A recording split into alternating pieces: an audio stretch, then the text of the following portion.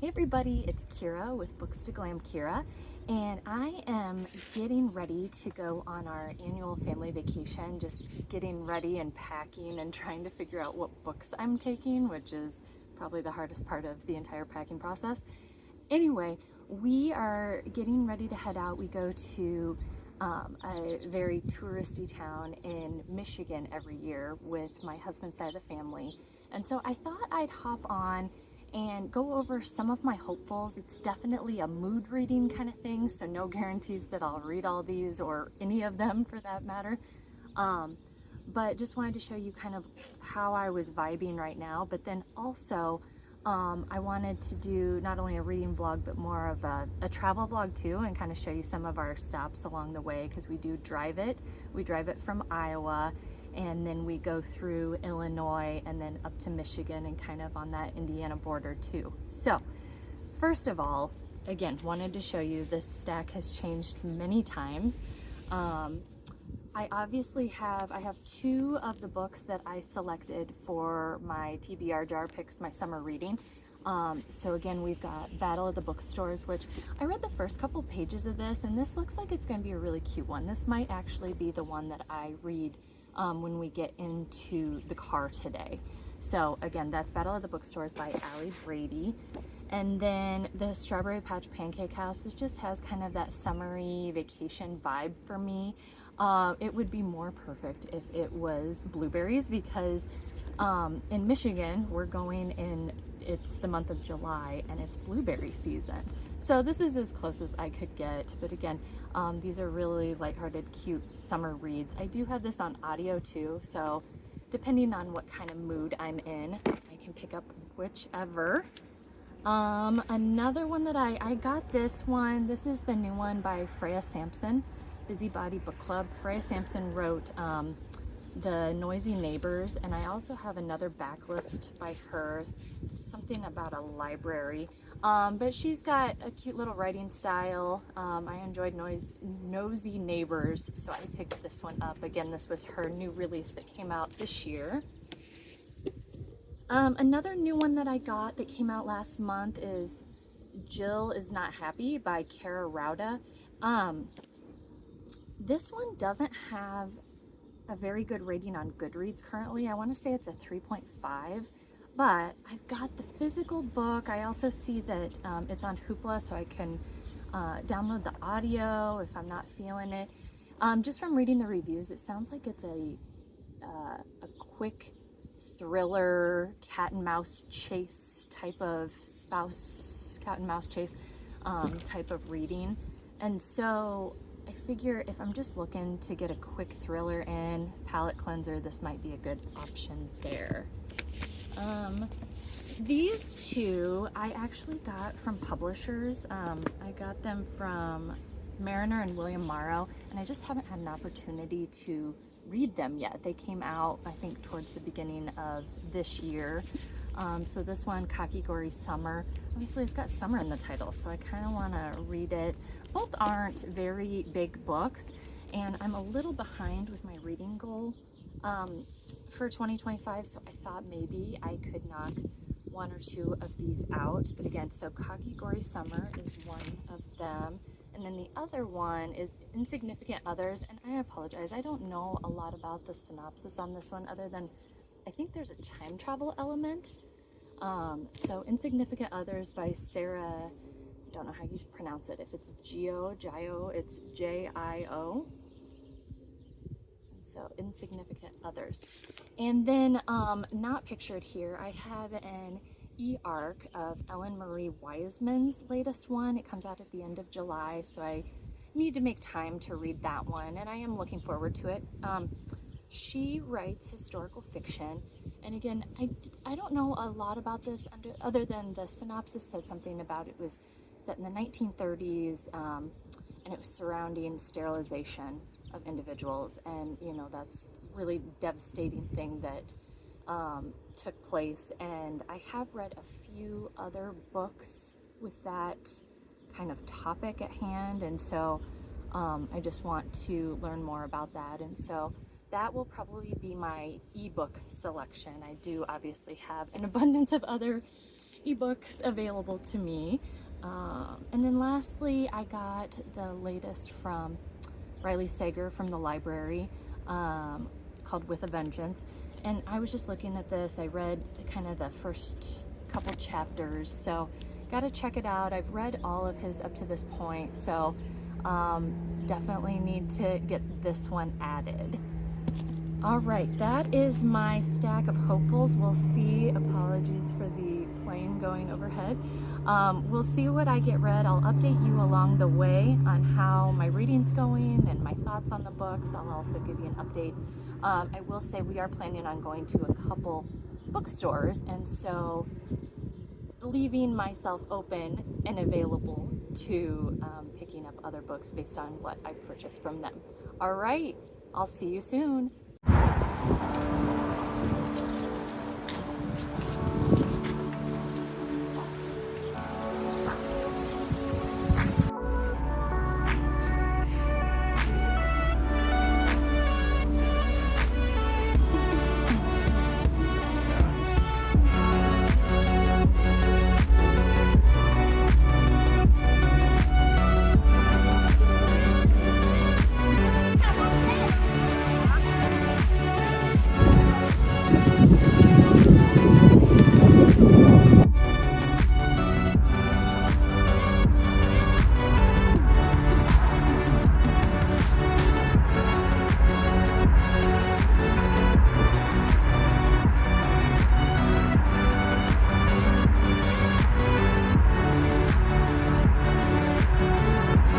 Hey everybody, just hopping on. I wanted to give you a quick update. We made it to our vacation house in Michigan, and I did end up reading Battle of the Bookstores for the car ride up here. I really like this. This is such a sweet little story. So again, you've got two competing bookstores. One that's called Happy Endings that's ran by the guy right here, and then Tabula Inscripta, short for Tab, ran by this woman right here. And so they are in this community where the owner of the buildings, he's basically telling these two that he wants to combine the two stores. And so they have to, it's whoever raises the most money, and then whoever is the winner that does raise the most money will then have the opportunity to become the store manager over the combined store. And so what they have different stores, very different. The woman, and I don't know why I can't think of their names. I've been reading this book. My nose has been in this book the whole time. Josie is a girl, and she is very literary fiction driven. She's very organized. Everything has a method. Everything is in its place. And so then you have Ryan, who is the romance bookstore, the happy endings. He's very not organized. I mean, it's more organized chaos, where his store is a lot of like, it's organized based on feelings, based on kind of the trope, based on if there's, it's a different organization versus just Josie's, where it's based on the author's last name. And so just seeing these two interact, it's a lot of fun. I find similarities with myself and my spouse. And so I think that's part of why I really enjoy it. But also, for those of you that love You've Got Mail, this is absolutely a modern day You've Got Mail, where you've got two competing bookstores, exact same situation, but instead of meeting in just a general group chat, they meet on kind of a forum that's specifically for bookstores. And so very early on, Ryan realizes that the girl he's been talking to on this forum is Josie, and she is a very different personality on there than she is in person. But part of that is because they have been sworn enemies. I mean, and it wasn't really their doing. They were doing just fine until the property manager came and said, you know what? I'm going to make you guys hate each other because you're going to be in competition. And so Anyway, I am maybe 3/4 of the way through the book. I'll probably finish it tomorrow, but I'm really loving it. It's got my vibes, and it's perfect for me. So that's Battle of the Bookstore by Allie Brady. I did go to 2 bookstores yesterday on our way, or I guess the day before and then yesterday. I got to stop at a new bookstore in our state. So on the way out of Iowa, we went to Illinois. And on the way, we stopped in West Branch, Iowa, where there's a new bookstore that just opened maybe 3 weeks ago. It's called the Black Rose, and it's in one of their historic buildings. It's really cool. It's got a multi-layered, old building charm. They're gonna have food, they have cocktails. It's just a really cool place. I see the potential. It's obviously still growing, still getting stock in hand, but the thing that I didn't realize was the majority of their books had been donated, so they were used copies, and when I went to pay, I was shocked at how little it cost. I'm like, wait, what? So I ended up getting I See You've Called in Dead by John Kenny. I've heard a lot about this, and I ended up this is a hardback book. It looks brand new. And you know, the retail price $27.99. I think I paid $10 for this. It's crazy. Maybe not even that. So anyway, I See You've Called in Dead. It sounds like a kind of second chance story about a guy who writes obituaries, and he's basically not finding, it's kind of dark. It's kind of A Man Called Uwe, where he's not finding why he should live almost. It's kind of that vibe. But then he writes his own obituary, hence the I See You've Called in Dead, and gets kind of a second chance at life. And then we stayed in Illinois with my in-laws, and then we went we always stop in St. Joe, Michigan on the way to our vacation house, and they have a cute bookstore there that I go to pretty much every year called Forever Books. It was pretty busy yesterday, so I didn't get a lot of time in there. I just kind of ran in super fast, and clearly I'm in a second chance kind of vibe right now because I got another second chance book called The Second Chance Convenience Store by Kim Ho Youn. And this is going to be a translated, sorry guys, I haven't had my coffee yet, so I'm talking over myself. Translated book from Korea. And it's a little book. I picked it up because I also just wanted to get some short stories and get some little quick reads to kind of get caught up on my reading goal for this year. And these are just easier to read on vacation. So again, second chance, it sounds like you've got a boy that has just hit rock bottom. He doesn't have, I don't know if he's homeless or if he just doesn't have any opportunities coming his way. And he meets this woman who, I think she was a former teacher, who has this convenience store, and he does something good for her.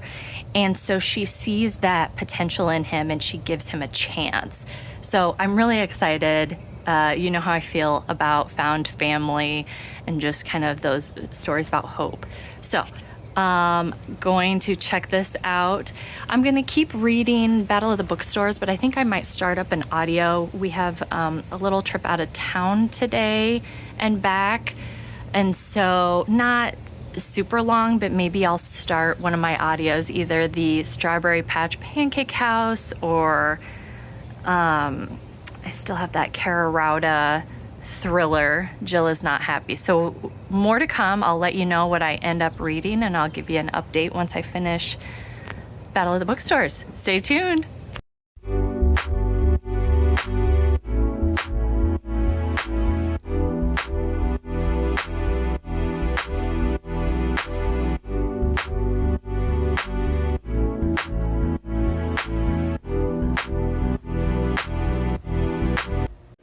Hey book buddies, I just wanted to hop on and give a quick reading vlog update. I was able to finish Battle of the Bookstores last night, and it was such a cute story. I think I said this already, but it is absolutely a modern day You've Got Mail. which is my favorite book of all time. There's even a point where there is a very similar quote. So if You've Got Mail, you'll probably pick up on it too. I just loved the characters. I loved the storyline. I read this alongside another book club group, and not everybody is into it, but I think for me it was perfect because it's a book about books, which is always something that I enjoy. In like a community town, it was the right time for the read. It just felt like a summary read to me.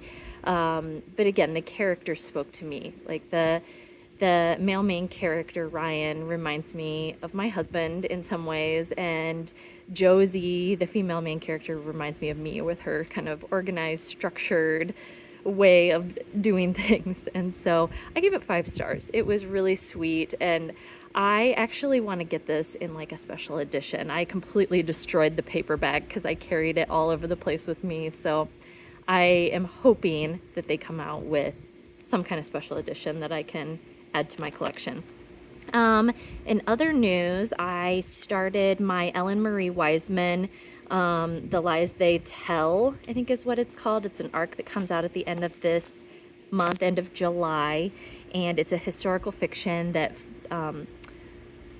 it's got, well, it talks about sterilization of individuals, and it's following this woman, a young mom coming from Germany, coming over to America to try to make more money and get a fresh start for her family. She's a single mom with a little daughter named Ella, and she's traveling over with her mother and her brother, I think is what it was. And so they're going through just the checkpoints at Ellis Island, and it's, the grueling situations that they came across with just traveling in the boat, in the lower level of the boat, and the disgusting living situation, but also the food, if you can call it that, and just the things that they were required to do in order to get accepted into America. And basically it's saying how the Americans don't want to bring any disease or any new sickness or anybody that's unable to work into the country. It's just devastating. So I haven't gotten too far in, maybe about 12%, I think.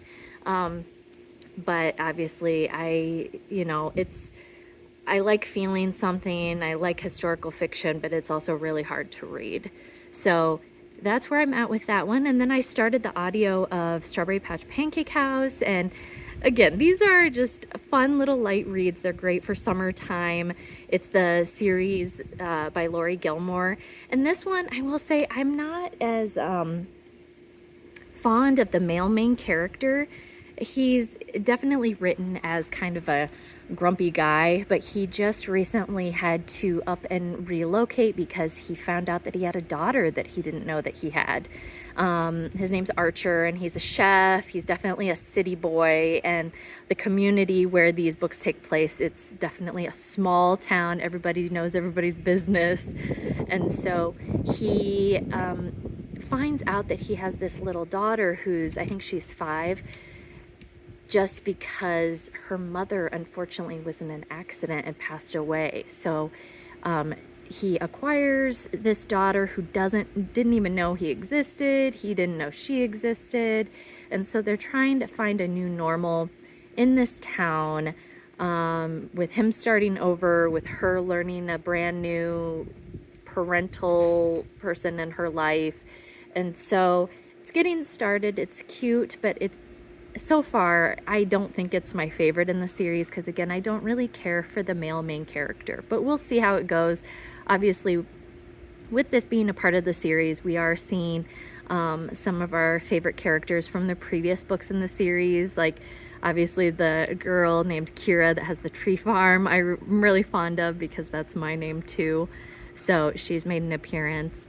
But yeah, just, again, a great, summertime light read, and I think I'm at the 25% mark, so a fourth of the way in. All right, I will update you guys later on, and we'll see what else I can get read. Stay tuned.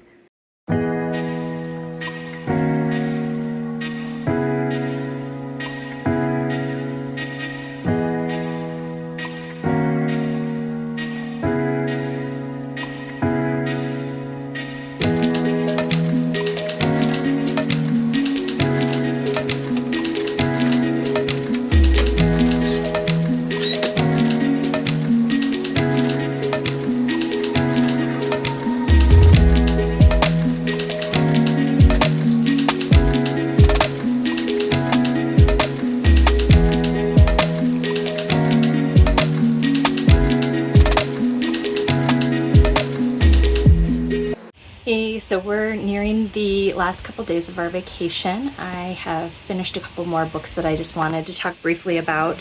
I did end up listening to the Strawberry Patch Pancake House, and last we spoke, I wasn't quite loving it. It still just was so for me. Again, I just never fell in love with the male main character. I still love this community. I love all the neighbors and everybody that's in this series. But for me, this just wasn't my favorite. So I ended up giving it 3 stars. The next one, I read this in about 12 hours. It was just a quick short read that I picked up actually on my way to vacation. The Second Chance Convenience Store by Kim Ho Youn.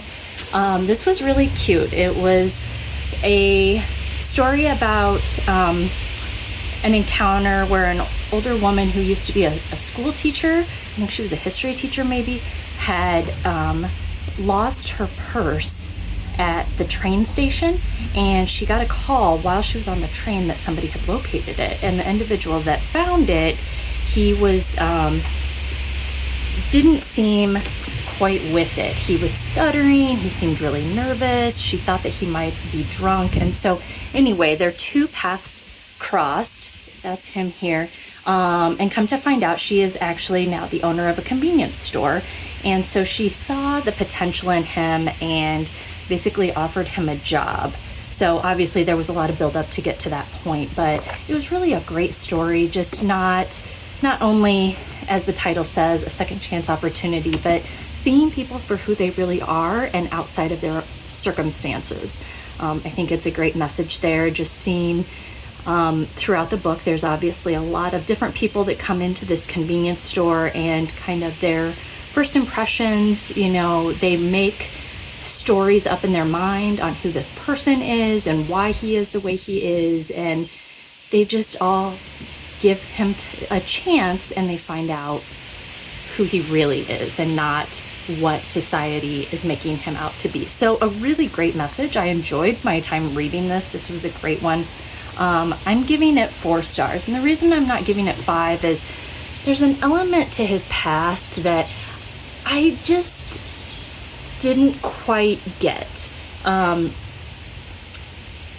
He basically has some issues, one of them being alcoholism, and so with that he's gotten kind of himself in a alcohol-induced dementia where he forgot a lot of his past, and so the past comes back, and I don't know, I didn't really get that part of the story, so that's the only reason that I gave it 4 stars instead of 5. So I finished those 2 up. Like I said, we're in the last day and a half or so of vacation. I'm hoping to pick up at least 1 more book and then maybe start another one on our car ride back home. But it's been great weather here. It's nice and sunny, great opportunity for reading multiple times a day, and I will see you all soon. I also forgot to mention that although I started the new Ellen Marie Wiseman, The Lies They Tell, it just wasn't hitting for a summery beach read for obvious reasons. So I got about 20% in and I decided to set it aside until after vacation. So more to come on that, but for the time being, that's not going to be in my reads over the next couple days.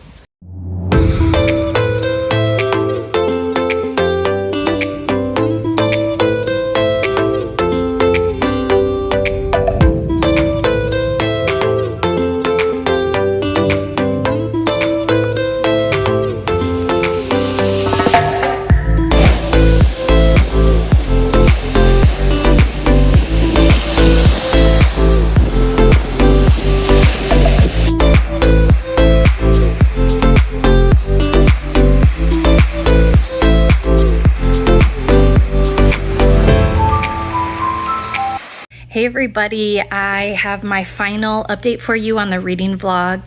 I ended up picking up the Busybody Book Club by Freya Sampson yesterday, and I apologize, I didn't hop on and give you a halfway point just because I was flying through this, and then we were packing and traveling, and so we just got back today, and along the trip I ended up finishing this book. So again, Freya Sampson is a repeat author for me. I had recently read Nosy Neighbor neighbors. I'd read another one by her, and then I do have another one still on my TBR. So the storyline here is that we've got a female main character named Nova, and she has just recently started a new job in this small town. She basically, she needed a fresh start. So she relocated from London to, I don't remember what the town's name is, but basically she moved there to be with her fiance and to kind of get a fresh start. She had recently come from a place where she had some issues with her last job. She also was going through some family struggles where her father had gotten sick, and I think it was like just shy of a year ago, and he ended up passing away. So she just needed a fresh start. She needed a new opportunity, and so that's what brought her to this town. And so again, she moved there with her fiance. So she is engaged and planning a wedding, but also in the process, she is working at the local community center. Well, where this all comes into play is at the community center, they host a book club. And so we, right away in the first couple chapters, we meet the book club members. They are very unusual. They're all different age ranges, they have different personalities, they like different genres when it comes to picking a book. So obviously they're very opinionated, but some very strong personalities. And so in the beginning of the book, they're hosting their new book club discussion, and some money goes missing at the community center. Well, obviously Nova is the employee that's working there at the time of this occurrence, so she becomes the number one suspect in this theft case. And so even though these characters don't really get along, they're very some are very outspoken about their beliefs and what they think, but they come together in kind of a found family situation to help clear Nova's name. And they turn it into more of a cozy mystery where they're trying to solve the case of what happened. And in the process, all these other unexplainable things happen, these different I don't want to give it away, but just there's a lot of different mystery and a lot of different things that are unexplained that keep happening. And unfortunately, Nova just seems to be in the wrong place at the wrong time. But again, her character, she's written where it's like she's angelic, she's very trustworthy, she's very innocent, and so it's very apparent that she is not the one that continues to cause all these problems and these things that keep happening. So anyway, that's the moral of the story. I will say, for me, I just did not like this one as much as the other Freya Sampson books that I've read. And the reason being that it seemed really messy to me. Like I was in the mood for a cozy mystery. I didn't want anything too heavy, but like you had a community center, you had a book club, then there was this planning of this wedding, then there was this random trip, and then there was this cottage, and then it was all over the place for me. So I was having a really hard time with that. I will say, again, it was a fast read for me. I enjoyed the process, but at the end, things just didn't make sense for me. Even when we had answers, there was a lot that I still don't think I know what happened. So I keep thinking about it and I'm like, well, that didn't answer that. What happened there? Was this connected? And so it was just very messy. So unfortunately, I'm going to have to give this one 2.5 stars. So with that being said, like I said, we are home. I read a total of 4 books. Thank you for coming on this journey with me for my summer vacation and summer reading vlog. We will chat soon.